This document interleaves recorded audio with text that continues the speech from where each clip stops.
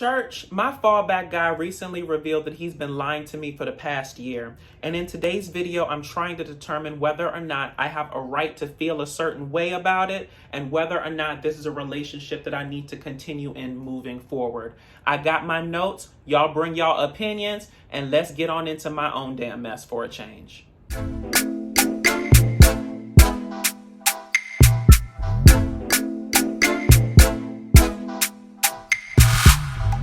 Y'all, I vacillated as to whether or not I was going to do this video for a while, and I think my main sticking point is that I didn't want this to come across badly, right? I think for all of y'all that know me from my Housewives reviews, from all of y'all that know me from Married at First Sight reviews, y'all know I pride myself in giving fair and balanced reporting, and one of my hallmarks is if you have a problem with me, talk to me about it, right? But, the more and more I talked it out with my therapist and the more and more I thought about it, I was just like, you know what?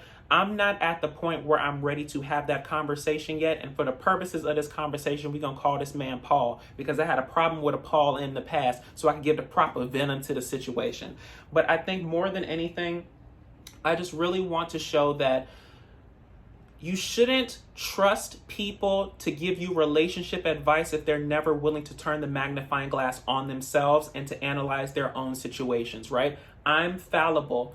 I'm not perfect. I don't always approach situations in the best way. And I think that in order to grow as a person, in order to get to a better playing field in my relationships, whether they be platonic or otherwise, I need to start showing more of the things that I go through and the synapses that I have to fire to get to my decisions as well. So y'all help me with this one today. And just know I am very aware that this can come across extremely passive aggressive when I come to y'all first versus coming to Paul first. All right. So first off, let's just get into the definition of what a fallback guy is. So y'all, a fallback guy to me is someone that you either had a relationship with, whether platonic or otherwise, and for whatever reason, it did not work out, right? And this does not have to be a bad reason.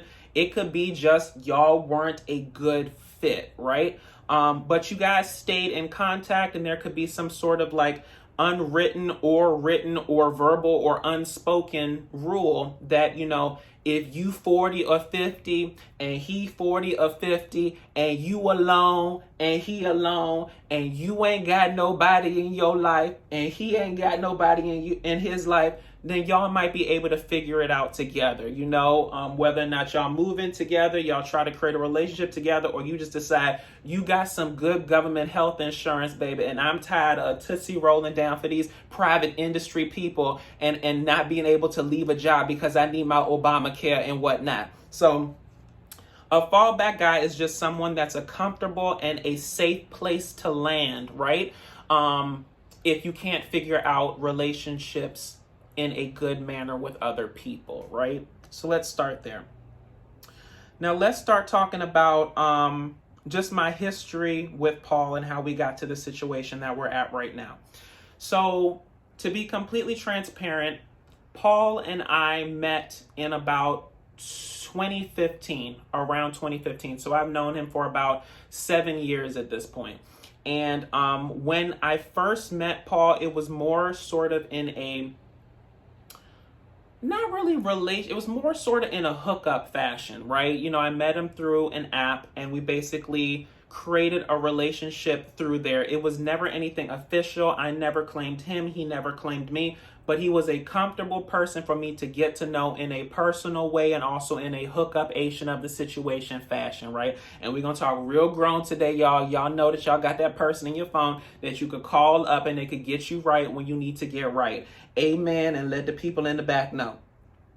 Now, I think that the relationship between me and Paul never worked out because he wanted what I couldn't give him, right? And at the time when I met Paul back in 2015, I had just moved out of my parents' house. I was on my own. I was trying to dip and do it in the streets, honey. Sell it low and spread it wide and whatnot. Like I was having the time of my life. And I think Paul was more at the point in his life where he was ready to settle down, where he's ready to buy a house. That song by Lil Mo and whatnot. And I wasn't really in that space, right? And I'm not saying that I couldn't have been in that space. It's just like when I got emancipated from all of the very structured upbringing that I had with my parents, I was wanting to have fun, okay? I did not want to be tied down. I had been tied down with my parents for umpteen years. I was not trying to be tied down under some man for another umpteen years right now. I'm trying to have fun, okay? Because I am young, honey, and I am juicy, right? And so that was sort of my standpoint on it. So, even though the whole relationship-ation of the situation did not really work out with us, we stayed in contact because we had commonalities, right? As two young black gay males, we pretty much had similar stories of, bad relationships with our parents as it relates to our sexual preferences and how we see ourselves in the world and how we want to, go forward from there. So it was almost like a bit of trauma bonding that sort of brought us together besides the, sexual aspect, which, it really only lasted for maybe about a year in terms of the sexual aspect. After that, we just became really good friends and went through there. And so I always told him, he has a very good government job, baby. I said, listen, when I'm dried out, when I'm 40 or 50, I'm tired of Tootsie rolling down and doing a whole bunch of stuff in the streets. I'm going to need a guest room at your house, honey. And I'm going to need we're going to need to have to Tootsie roll on down to the courtroom so we can be married on paper so I can get the good government health insurance, baby, okay? And so I ain't got to be worried about that. And we can be married on paper. You can fool-la-la with whoever you want to. I can fool-la-la with whoever I want to. But we be married for the purposes of my benefit. And I realize, y'all, now that I'm saying that, it's a very selfish standpoint. But listen, I always kept it completely 100 with Paul, and I think that that's why we gravitated to each other in the first place, because we had open and honest conversations, right? So like I said, we were never really claiming each other, but we had a hookup, back in the day for about a year and whatnot, and we ultimately just became friends. So in the last month, Paul revealed to me that he's been dating someone since last March, right? So pretty much a year. But the last 3 months, they've been exclusive, right? And so Paul invited me over to his apartment to tell me this news and whatnot. And I think that when someone gives you this kind of news, and don't get me wrong, y'all, I do not have any sort of residual lovey-dovey feelings, right? So I think the whole notion of a fallback guy is kind of like an antiquated thing, because it's almost like you're putting someone on a shelf for when you're ready to deal with them, and you can't do that with people, right? That's the inherent, problem with the fallback guy, because you're kind of trying to have someone put their life on pause until you're ready to deal with them, and that doesn't work, right? And so when Paul told me about this whole year-long courtship, this 3 months exclusive thing, what was I supposed to do in the situation, right? I'm not mad in terms of the fact that you're in this relationship, right? Like, because number 1 through 5, I don't want you in that capacity. So fool-la-la with whoever you want to.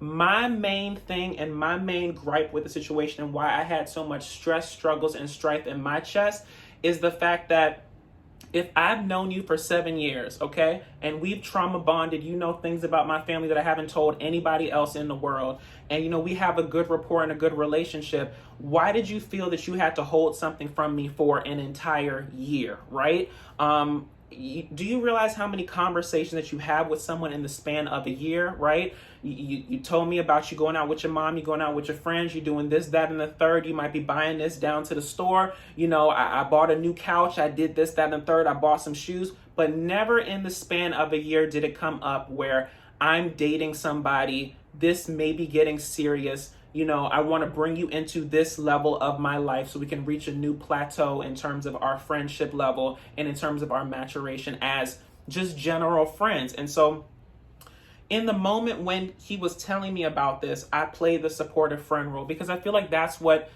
you're supposed to do. And I also have a problem in my life, which I'm trying to work out in therapy, y'all, but I have a people-pleasing spirit on me, right? I say exactly what I'm supposed to say in my relationships in the manner in which I'm supposed to say them, right? So when Paul is telling me that he's been dating somebody for over a year and has been keeping it from me, my whole thing is, oh my gosh, I'm so happy for you. oh my gosh, I completely understand you want to keep it to yourself. Oh my gosh, I hope y'all will be successful and y'all have a great relationship, right? While I'm silently dying in the inside, not because I want you, but because I'm boiling up because this man has kept something from me for over a year and you purport to be my friend, right?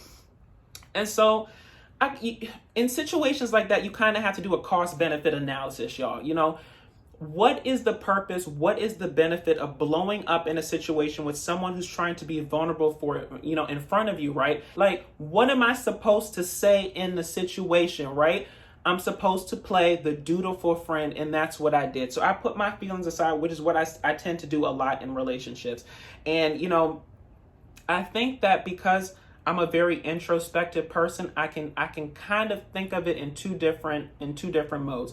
Though I'm upset in that you kept it from me for a year, I also can understand that you felt that this was something that was special to you that you needed to protect, and you didn't want to display it to anybody until you felt comfortable with it in yourself. So I can get that. I understand that part, even though I'm still a little bit miffed about it.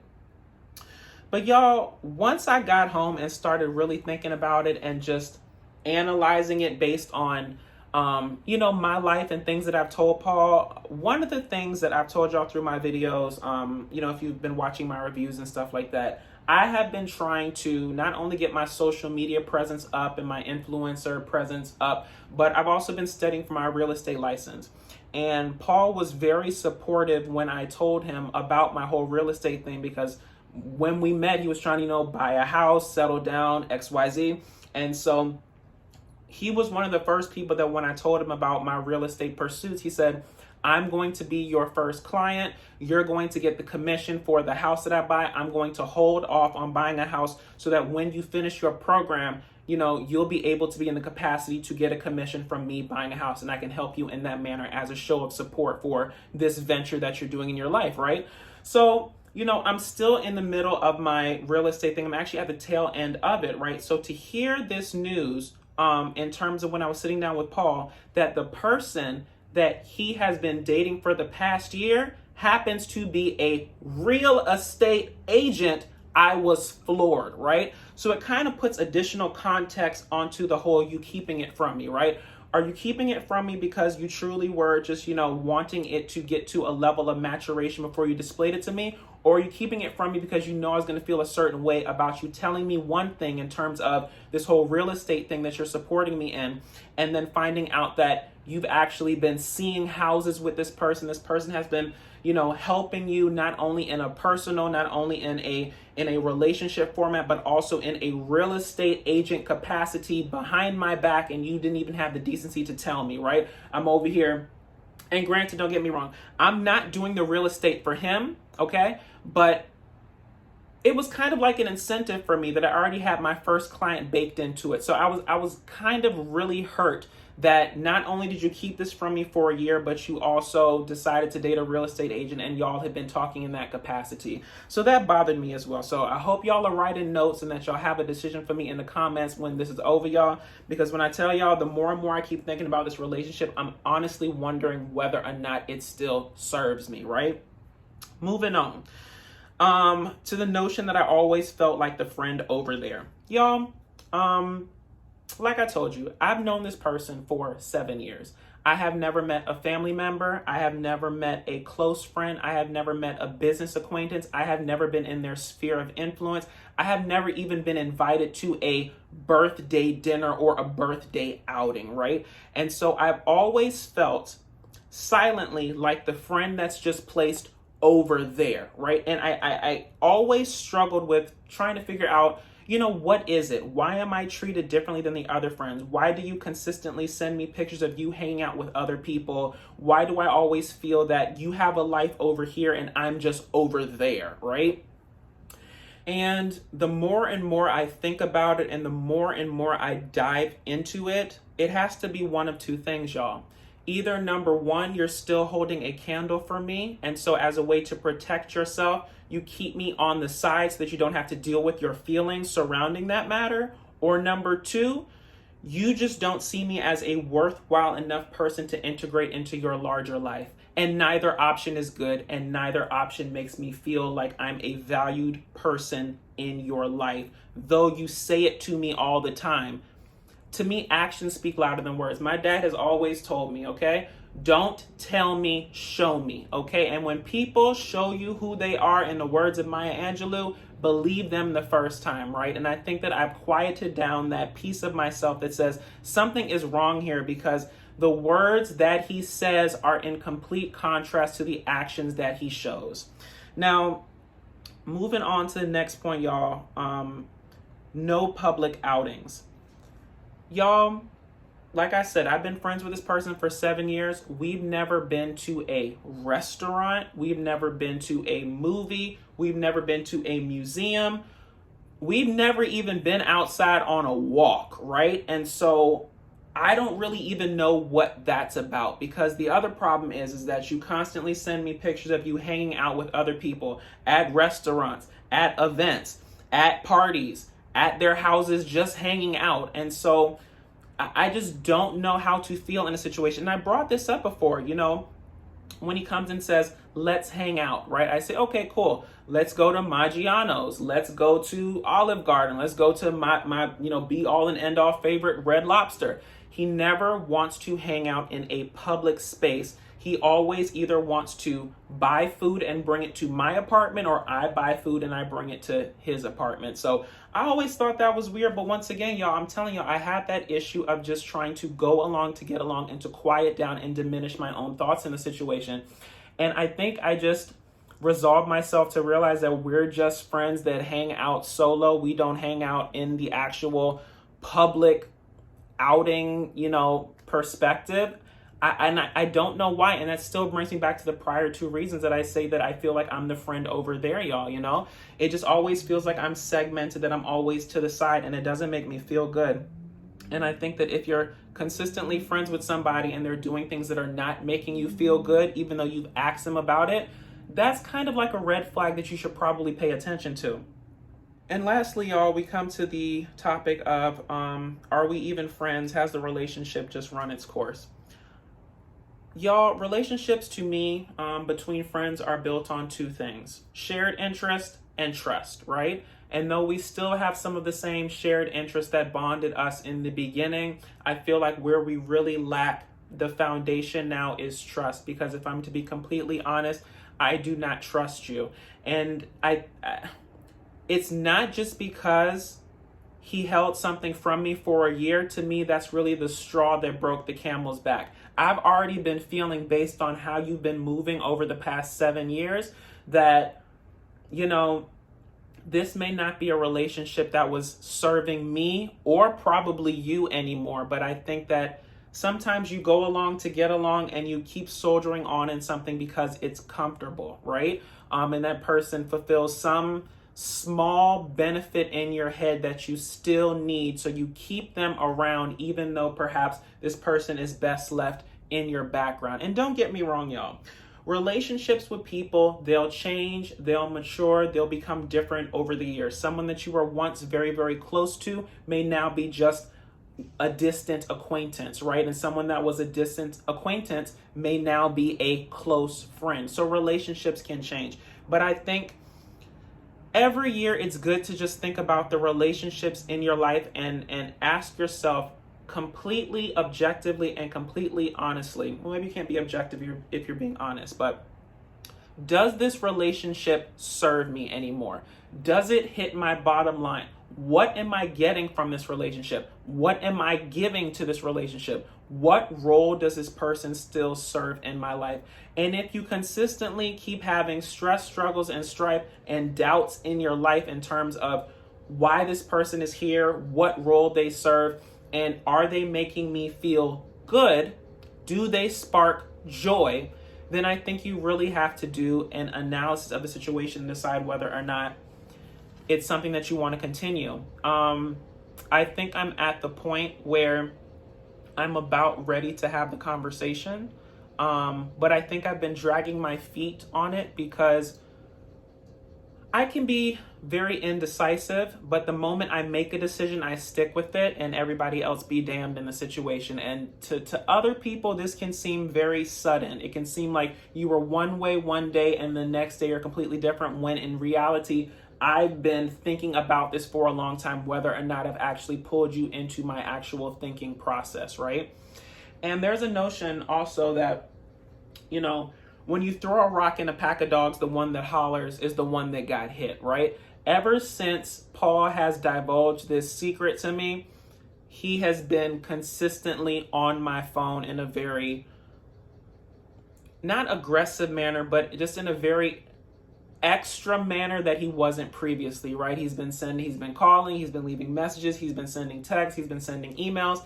And I don't know. So a part of me wonders if he knows that I'm irritated, and he knows that I'm doing these sort of like mental exercises to find out how I actually feel in the situation. And it's his way of trying to control the situation by being ever present, right? So that I can't really have those conversations with myself as to whether or not you actually fit or not. It could be something to it, or perhaps because this burden has been, taken off of his chest, he now feels that we can get to a better level in our friendship and get to a more open level, right? But to me, if a friendship is only serving one person and you're not getting anything out of it on your side, and you just feel that all you do is give and all they do is take, and they tootsie roll in and out your life with you feeling a certain way and them not even knowing what's going on, that might be a relationship you need to leave at the door. So the more and more I think about it, y'all, it sounds like my decision is becoming ever clear, but hell, I vacillate from day to day as to whether or not this relationship still serves me. So I really think that that's all I wanted to say on this episode, y'all. And I said episode because I'm so used to doing those reviews, but this is really like an episode and a chapter in my life, y'all. So if you liked what I said, please feel free to like, comment, and subscribe. Follow me on all social media at DatDamnDasher. And until next time, y'all,